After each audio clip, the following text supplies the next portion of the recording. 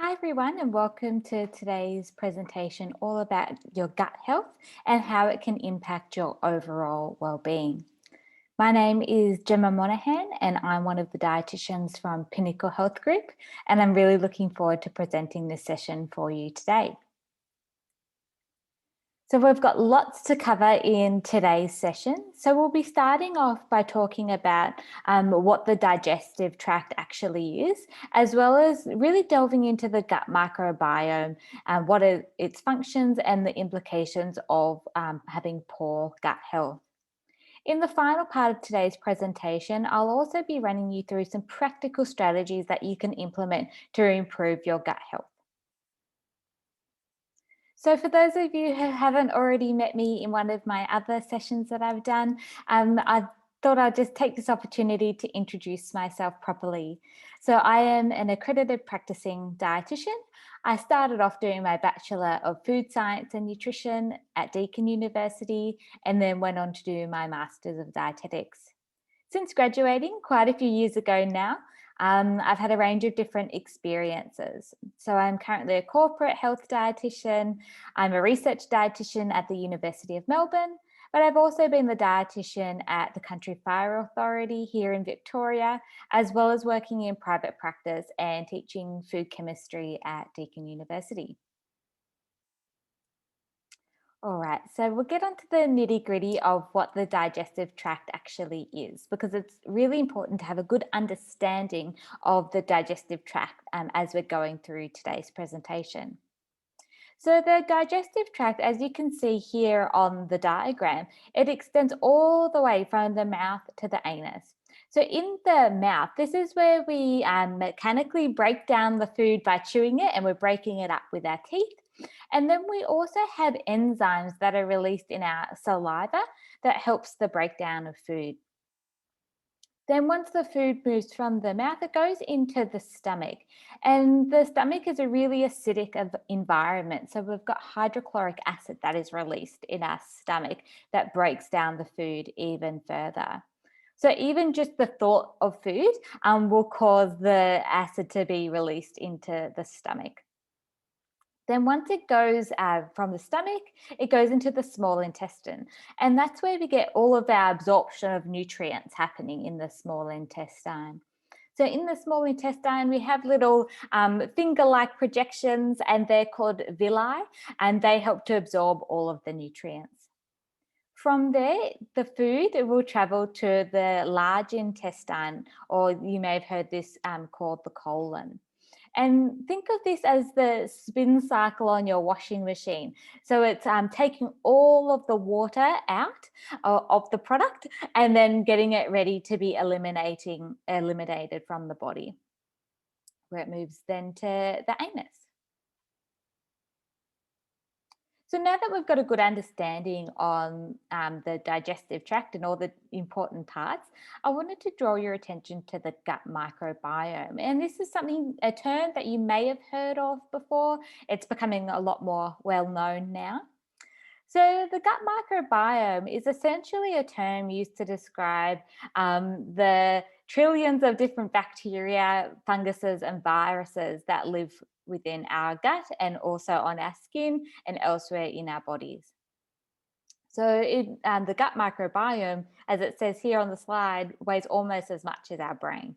So it's quite a significant piece of equipment that we've got on board.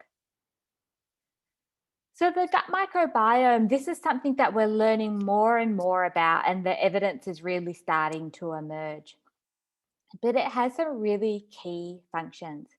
So the first one being immunity. So we know that 70% of our immune system is actually found in the gut. So looking after our gut health is a key component of looking after our immunity.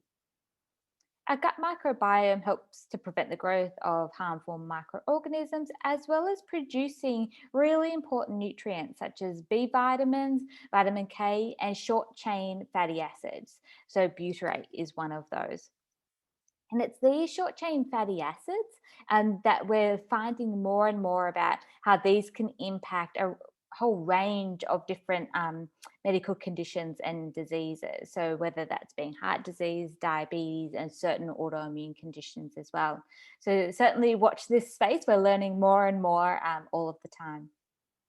The gut microbiome also helps to produce neurotransmitters, so serotonin, so that's that feel good hormone, um, and that's really primarily produced in the gut, as well as assisting with the fermentation of fiber. And we'll be having a lot more of an in depth discussion about fiber in the next couple of slides.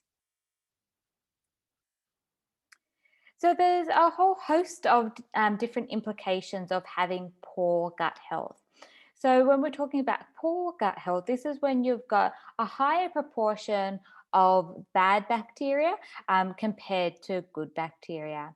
And there's some evidence to suggest that high levels of this bad bacteria can lead to some of those things that I mentioned before, like type 2 diabetes, heart disease, obesity, um, as well as certain autoimmune conditions and inflammatory bowel disease, as well as irritable bowel syndrome. There's a range of different things that can actually impact our gut microbiome. So we know as we age, the amounts and different types of bacteria we have in our guts changes as well. Certain antibiotics and other medications can have a really big impact on the health of our microbes. So in some cases, when a doctor prescribes a course of antibiotics, they'll also recommend a course of probiotics as well. So probiotics, these are the live bacteria.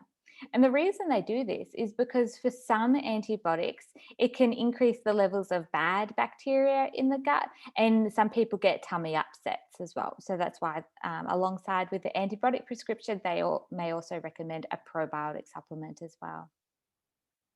We know that diet can have a big impact on our gut health, as well as stress and the environment in which we are living in as well. Other things that can affect our gut microbiome is our delivery method at birth. So, whether we're born by a vaginal birth or a C section. And so, what happens in a vaginal birth? The baby it has a sterile gut. All babies have a sterile gut whilst they're in the womb. But it's during that birthing process or the labor process that's when the gut microbiome becomes colonized.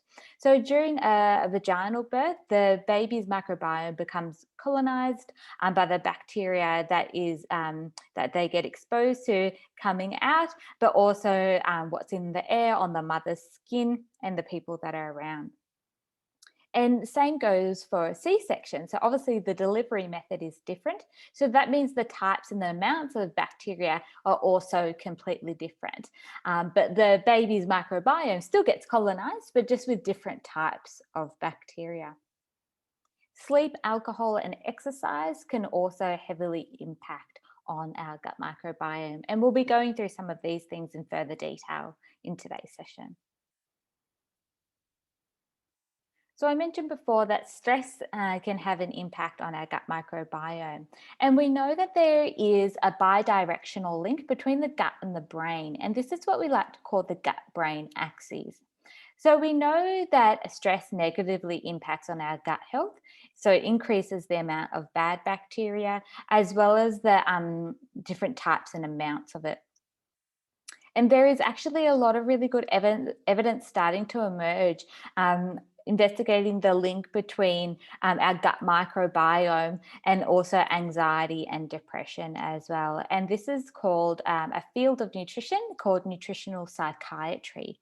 So if you would like to do some more reading about this and more research of your own accord, look up nutritional psychiatry.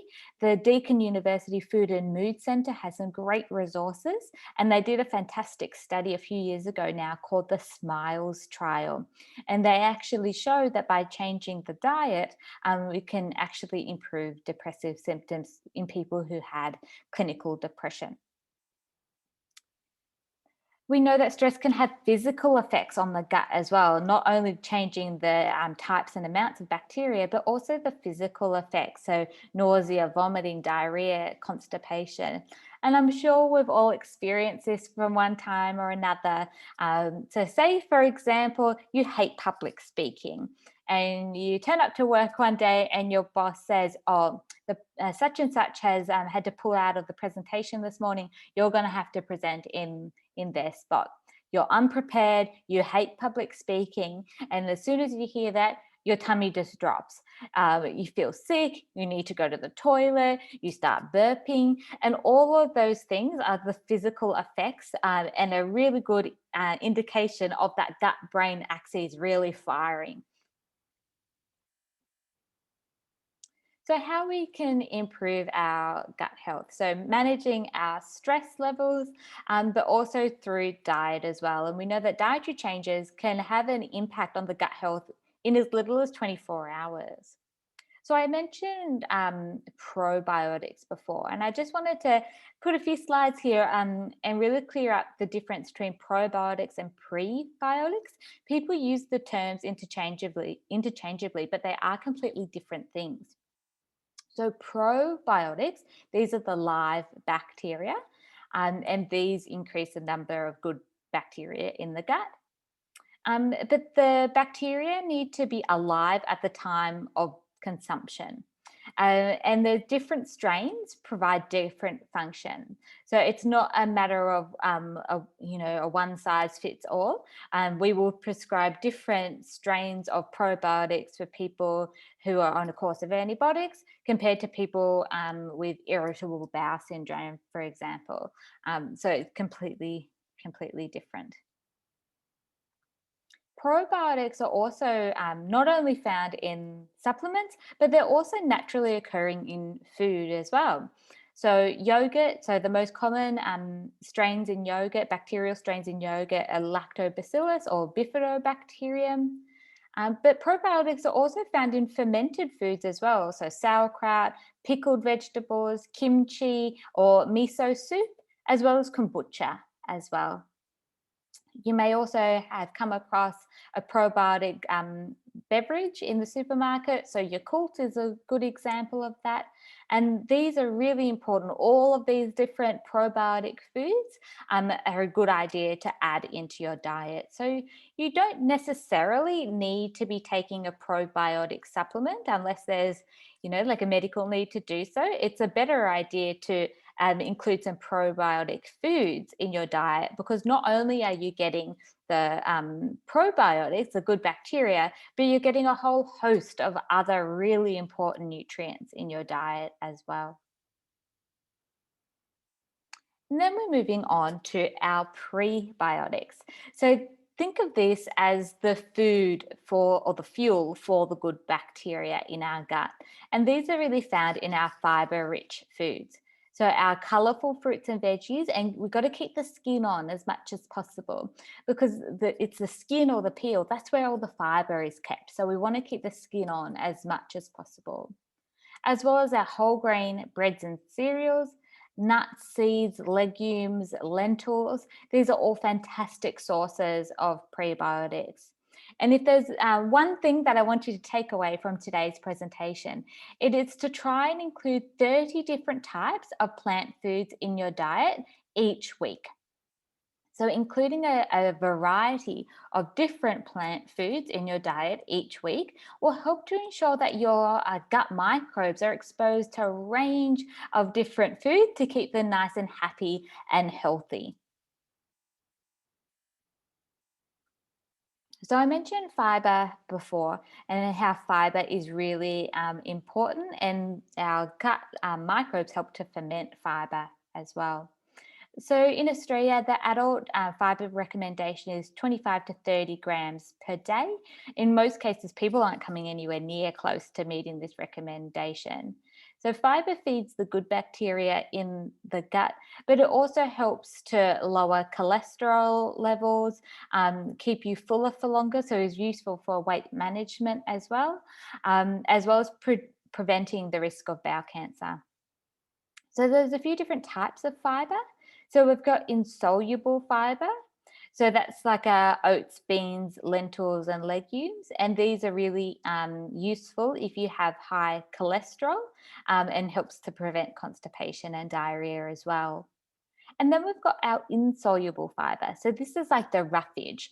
So this is the skins on fruits and veggies, our nuts and seeds and legumes. And these are really important for softening bowel motions and preventing constipation.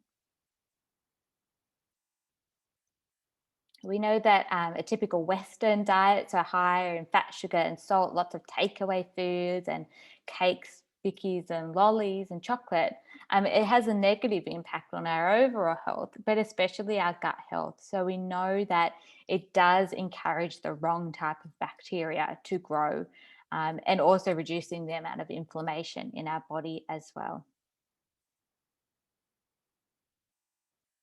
Hydration is another key component of good gut health. So, we know that inadequate water intake slows digestion right down and increases the risk of constipation. So, as a general rule of thumb, so when us dietitians are figuring out and doing the calculations for people's fluid requirements, for our patients' fluid requirements, we use the following calculation. This is something that you could try doing at home as well. So, a typical adult will require 35 to 45 mils of fluid per kilo of body weight. So, I put an example here. So, a 70 kilogram individual will require around 2.4 to 3.1 liters of fluid per day. And this also is water, but other fluids that you're consuming throughout the day as well. However, this may change if you're living in a really hot climate, if you're doing a lot of strenuous physical activity, but also if you have certain medical conditions or burns as well. So, this is just a really general guide. Alcohol was one of the things that I mentioned a few slides ago that can negatively impact our gut health. So, our alcohol guidelines changed not too long ago. So, I thought I would just give you a bit of an update on what our current alcohol guidelines are. So, the current guidelines now state that we shouldn't be having any more than 10 standard drinks over the course of a week, and having a few alcohol free nights is also recommended. So, alcohol acts as an irritant to the gut and can increase the risk of colon and rectal cancer, as well as a whole host of other cancers. And it also causes havoc in the gut because it encourages the wrong type of bacteria to grow, and can, in some people, affect the ability to absorb nutrients. So, no more than 10 standard drinks over the course of a week, and have a few alcohol free nights in a week. So, a standard drink is 285 ml of full strength beer, 30 ml of spirits, or 100 ml of wine. Exercise was another factor that we mentioned before, and in getting enough physical activity in your day can help to improve your gut health. So, exercise is important for stimulating the gastrointestinal tract or the digestive tract that we spoke about at the start in that lovely diagram. So, it's really important for preventing constipation. But it also encourages lots of different types of good bacteria to grow in within the gut microbiome as well. Not only does it have those effects, but it helps to prevent the risk of cancer, a whole host of inflammatory bowel diseases, as well as type 2 diabetes and heart disease as well. So, as a general rule of thumb, we're wanting to aim for around 30 minutes to an hour of exercise each day, as well as doing some muscle strengthening activities as well to keep our bones and our muscles nice and strong. Sleep, this is one that people don't realize has a big impact on our gut health and our microbes, but it truly does. So, our current sleep guidelines recommend that we should be getting around 7 to 9 hours sleep a night. And most people are failing to meet this recommendation, especially if you're working from home. A lot of people have been finding that their sleep schedules are all out of whack. So practicing some good sleep hygiene is vital. And sleep hygiene has nothing to do with cleanliness. It's all about setting yourself up for a good night's sleep by using some practical strategies. So that could be things like not using your devices or phones within 30 minutes to an hour of bedtime, making sure your room is nice and dark and a comfortable temperature, as well as doing some gentle stretching or yoga or meditation before bed, and avoiding doing strenuous exercise within 2 hours of bedtime, because that will increase your core body temperature and make it really hard to fall asleep. There's a whole host of different reasons how not getting enough sleep can impact our health. So, not only does it decrease our metabolic rate and increase the likelihood of us making poorer food choices, but it has been shown to disrupt the bacteria in our guts as well. So that's all for today's presentation. I hope you've enjoyed it and you've learnt something new. If you have been listening to today's presentation and you're finding that you do need a little bit more of personalised nutrition information, you're more than welcome to send me an email at gemma@pinnaclehealthgroup.com.au. I am doing telehealth consultations. Otherwise, if you just wanted to ask me a question, you're more than welcome to send me any questions which you may have. If you would like to book in a telehealth consultation with me, you can do so by visiting the Pinnacle Health Group website. Thank you so much for joining today's session. It's been my absolute pleasure to talk to you, and I look forward to seeing you again next time. Bye-bye.